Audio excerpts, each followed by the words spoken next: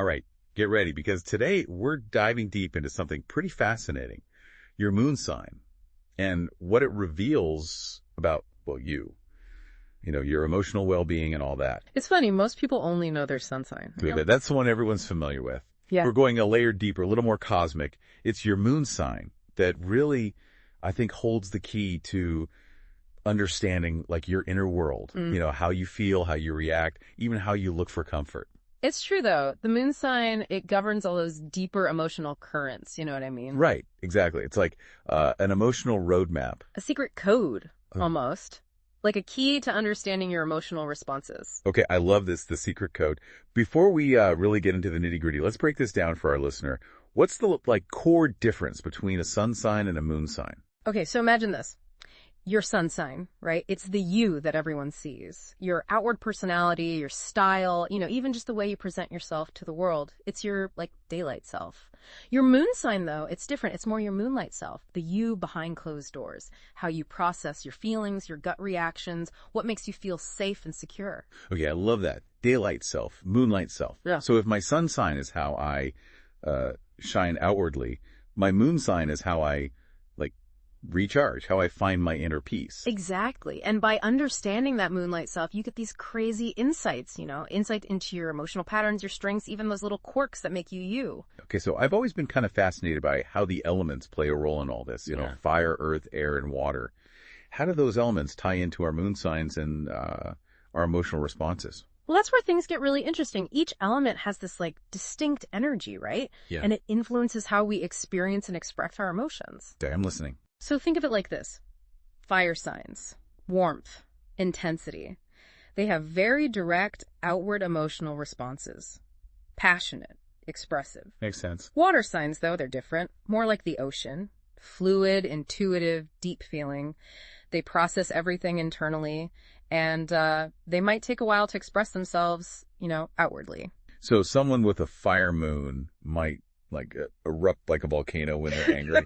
And someone with a water moon might feel those emotions just as strongly, but maybe they internalize it more. Yeah, that's a great way to visualize it. Okay, so what about the others? So earth signs, they're grounded, stable. They seek that emotional security through tangible things, routines. They like when things are predictable. And then you have air signs. It's all intellect and communication, thinking, talking, analyzing. That's how they process their emotions. Okay, so I'm starting to see how understand it, my moon signs element can actually be really insightful. It's like having this framework to understand those sometimes confusing emotional responses. Exactly. Okay, let's get specific, right? Starting with those fiery moon signs, Aries, Leo, and Sagittarius. Okay, let's do it. All right. So, how does that fire energy play out in your day-to-day life for someone with an Aries moon?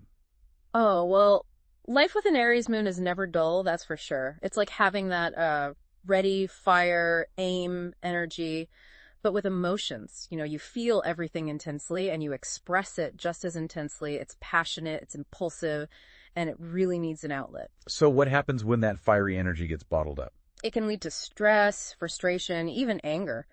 But the good news is, channeling that energy is usually pretty straightforward. Physical activity is huge. Intense workouts, competitive sports, anything that gets the heart rate up. So skip the meditation app and hit the gym instead. Yeah, pretty much. That physical release, it's like a pressure valve, helping them find that emotional balance. Makes sense. Yeah. Okay, so let's shift gears.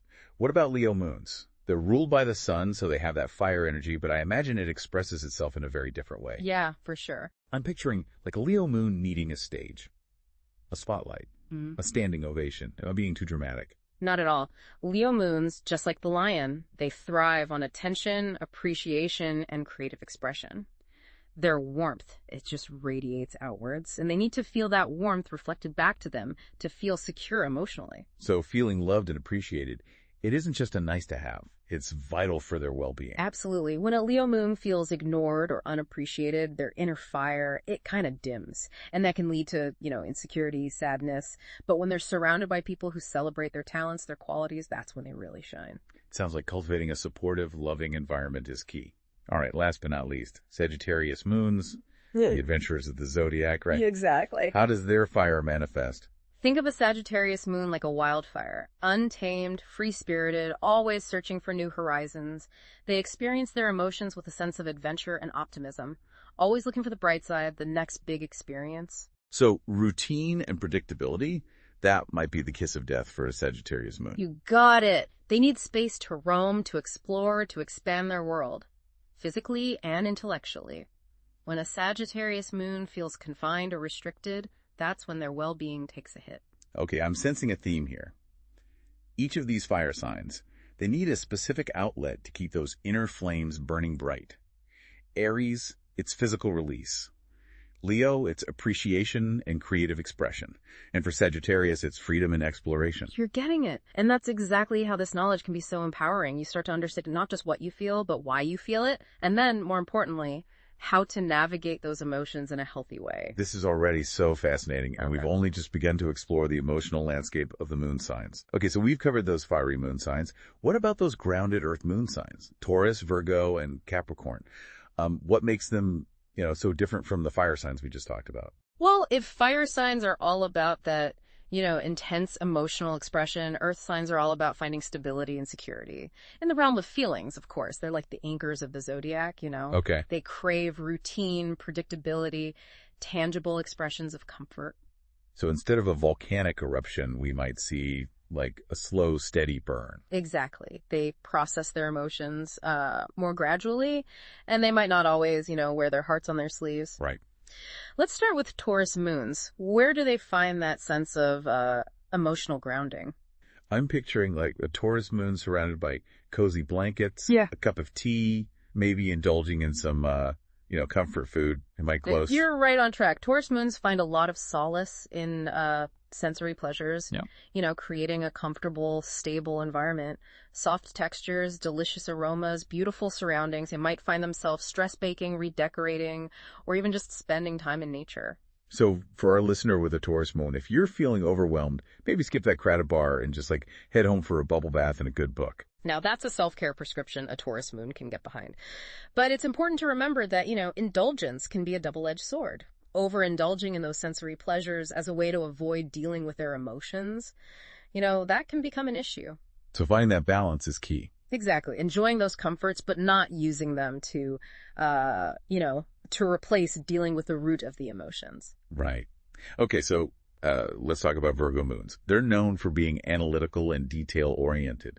So how does that play out, emotionally? Virgo moons experience their emotions through a very analytical lens, I would say. They're constantly processing, organizing, trying to make sense of their feelings. They're like, they almost have an internal spreadsheet for their emotions. You know what I mean? A spreadsheet for emotions. That sounds kind of exhausting. What's the downside to all that analyzing? Well, the downside is that Virgo moons can get stuck in their heads, overthinking every little feeling, which can lead to anxiety and self-criticism. Yeah, it makes sense. Their inner critic can be pretty harsh. So what's the antidote to that, to overthinking? How can a Virgo moon quiet that inner critic and find some emotional peace? Finding healthy outlets for their mental energy is huge. Journaling, for example, can be so beneficial. It lets them get all those thoughts out of their heads and onto paper, which can be really helpful. Mindfulness practices, like meditation, can also be really good for them. So swap out that late night scroll through social media for a journaling session. Now you're talking their language. Okay, interesting. So let's move on to Capricorn moons, the stoic ones, the responsible ones. How does their earthiness manifest in their emotional lives? Capricorn moons are all about self-control and discipline. And that extends to their emotions, too. They value responsibility, hard work, and often put, duty before their own needs, even emotional needs. Wow. So while other signs might be, emoting all over the place, a Capricorn moon might be thinking, nope, gotta hold it together. Work to be done. That's a pretty good summary. But, all that emotional suppression, it can take a toll. They might appear stoic and unfazed, but underneath it all, they're feeling things just as deeply as any other sign. So how can we help a Capricorn moon find more emotional balance? I think the key is vulnerability. Learning to lean on others, express their needs, and allow themselves to, receive support. That makes sense. It sounds like each of these earth signs, in their own way, needs to find a balance between their, grounded, practical nature and their emotional needs. You're absolutely right. Okay, so we've done fire signs, earth signs. Are you ready to move on to air? Let's do it. Okay, so next up are those breezy air moon signs, Gemini, Libra, and Aquarius. Get ready for some mental gymnastics, folks. Okay, so we talked about fire signs, their need for expression, then earth signs and their grounding routines. Now it's time for air. Those airy moon signs. Gemini, Libra, and Aquarius. If I'm getting this right, it's less about feeling and more about, thinking things through. You're catching on quick. Air signs, they're the intellectuals of the zodiac, Their whole approach to emotions is cerebral, analytical. They process their feelings through communication, mental stimulation, even a little detachment to gain perspective. Okay, so instead of a volcanic eruption or a slow burn, it's like a cool breeze of intellect. Perfect analogy. I like that. Okay, Let's start with Gemini moons. They're known for being quick-witted, adaptable, but how does that, translate emotionally? Well, their emotional landscape can be a little, how do I put it, changeable, like the wind, They might feel something really intensely one minute and then poof, it's gone the next. Makes sense. It's not that they're being fickle, it's just how they process information, feelings included. Okay, so for our listener with a Gemini moon, if you're feeling overwhelmed, maybe dive into a good conversation or pick up a new book. There you go. Mental stimulation is key for a Gemini moon. Debates, learning new things, even just a good gossip session can help them process and release that emotional tension. Keep those minds active. Makes sense. All right, so what about Libra moons? They're all about balance and harmony, so, how does that play out emotionally for them? Libra moons are the diplomats of the zodiac, I would say. They crave peace, fairness, harmonious relationships. But sometimes that leads them to suppress their own needs or avoid conflict. Ah, that makes sense. And that isn't always healthy, So keeping the peace might come at the cost of their own emotional honesty. Yeah, it's a tightrope they walk. They got to learn to balance their desire for harmony with the importance of, asserting their needs and setting good boundaries. A Libra moon who can do that, they'll find true emotional fulfillment. It's like finding their voice in relationships, not just going along to get along. Exactly. Okay, so last one for air signs. Aquarius moons. The pre-thinkers, right?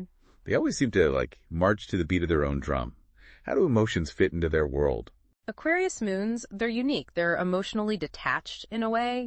They intellectualize feelings, analyze them from a distance.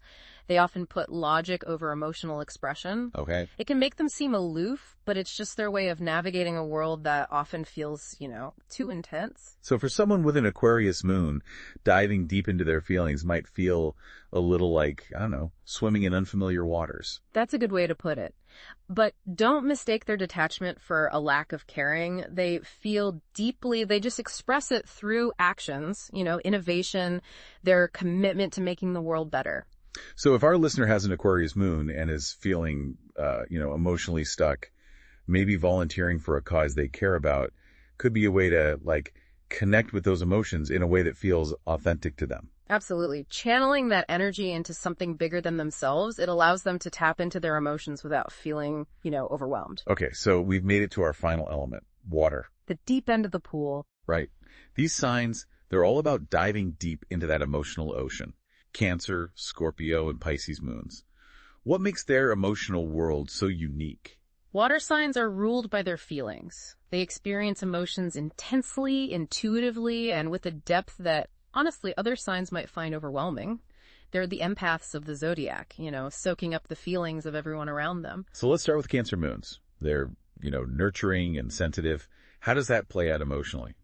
Imagine a Cancer moon as a gentle flowing river, constantly ebbing and flowing with the currents of their emotions. Okay, I like that.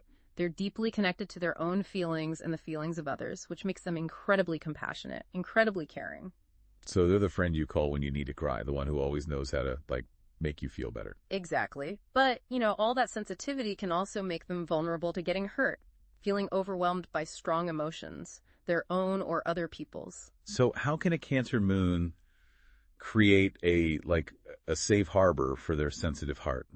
Find some stability. Creating a nurturing home environment is essential. Think cozy spaces, comforting rituals, and surrounding themselves with people they love. They really thrive on that emotional security and intimacy. So self-care might look like, a warm bath, a home-cooked meal, snuggling up on the couch with a loved one. All perfect examples. They need a space where they can retreat and recharge those emotional batteries. Okay, so that's Cancer. What about Scorpio moons? The most intense of the water signs, right? What makes them different? Scorpio moons experience everything, and I mean everything, with a depth and intensity that can be both captivating and overwhelming, you know? Yeah. They feel the full spectrum of emotions, from those highest highs to the lowest lows. So when a Scorpio moon they love hard, but when they're hurt, they hurt deeply. Exactly. They don't do anything halfway. You know what I mean? Their challenge is learning to navigate those intense emotions without getting, like, lost in them. Forgiveness of themselves and others, that's a huge lesson for a Scorpio moon. Okay, so last but not least, we have Pisces moons, the dreamers, Yeah. the artists, the poets. Right. How does their water element manifest in their emotional lives? Pisces moons are so sensitive, compassionate, and deeply intuitive. They often have a mystical or spiritual side, and they really experience their emotions as, like, this boundless ocean of feeling. So if a Cancer moon is a flowing river and a Scorpio moon is a deep ocean, a Pisces moon might be, I don't know, like an ethereal mist swirling with emotions and intuition. Beautiful way to describe them. Their challenge, though, is finding healthy boundaries, to protect those sensitive hearts from the harsh realities of the world. That makes sense. So for a Pisces moon, self-care might involve escaping into a creative project, meditating, or spending time in nature to kind of recharge. Exactly. They need outlets that allow them to tap into their intuition, express their emotions, and find some solace from the world's overwhelming energy. Wow, what an incredible journey through, like, the emotional world of the moon signs. I feel like I've learned so much, not just about my own patterns, but those of the people around me. That's the power of this, It gives us a framework for navigating those sometimes confusing waters and really appreciating the unique ways we each experience the world. I love that. So for our listener, if this deep dive has sparked your curiosity, I encourage you to keep exploring. Look up your moon sign, read more about it, see how this knowledge resonates with you. And remember, this is just the beginning. The more you learn about your moon sign, the more you can use this knowledge to cultivate greater emotional well-being, build stronger relationships, and live a life that just feels more authentically you. Beautifully said. And until next time, keep exploring, keep diving deep, and keep embracing all those emotions. All the beautiful, messy, wonderfully complex emotions that make you you.